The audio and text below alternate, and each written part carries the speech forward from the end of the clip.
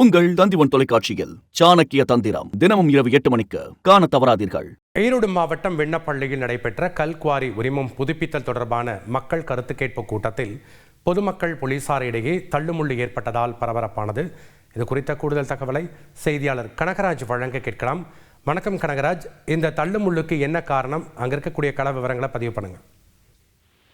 ஈரோடு மாவட்டம் சத்தியமங்கலம் அருகே விண்ணப்பள்ளி ஊராட்சிக்கு உட்பட்ட குறும்பபாளையம் கிராமத்தில் தனியாருக்கு சொந்தமான கல்குவாரி இயங்கி வருகிறது.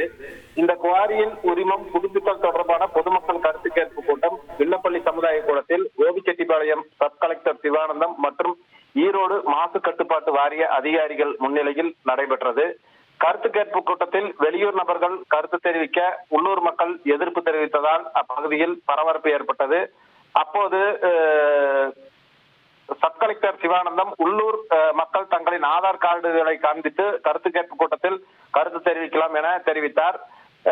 இதற்கிடையே அப்போது இருதரப்புக்கிடையே வாக்குவாதம் ஏற்பட்ட நிலையில் வெளியூரை சேர்ந்த ஒரு நபர் கருத்து தெரிவிக்க உள்ளூர் மக்கள் எதிர்ப்பு தெரிவித்த போது ஒரு நபர் போலீசார் மற்றும் போலீசாரிடையே தள்ளுமுள்ளு ஏற்பட்டது. அப்போது கூட்டத்தில் தள்ளுமுள்ளு ஏற்பட்ட போது புஞ்சை புளியம்பட்டி இன்ஸ்பெக்டர் சுப்புரத்தினம் மற்றும் அந்த அப்போது எதிர்ப்பு தெரிவித்த அந்த நபர் இருவருக்கும் இடையே தள்ளுமுள்ளு ஏற்பட்டதால் அப்போது அங்கு பரபரப்பு நிலவியது. அப்போது போலீசாரை பொதுமக்கள் சமாதானப்படுத்தினர். இந்த நிலையில் போலீசார் தள்ளுமுள்ளில் ஈடுபட்ட அந்த நபரை கண்டறிந்து சமுதாய கூட்டத்திலிருந்து வெளியேற்றினர். இதைத் தொடர்ந்து கருத்து கேட்பு கூட்டம் நடைபெற்றது. இதில் உள்ளூரை சேர்ந்த பெரும்பாலான மக்கள் மற்றும் விவசாயிகள் கல்குவாரி உரிமத்தை புதுப்பித்தால் இந்த பகுதியில் விவசாயம் மற்றும் கிராம பகுதிகளில் பாதிப்பு ஏற்படுவதாக தங்களது கருத்துக்களை பதிவு செய்தனர்.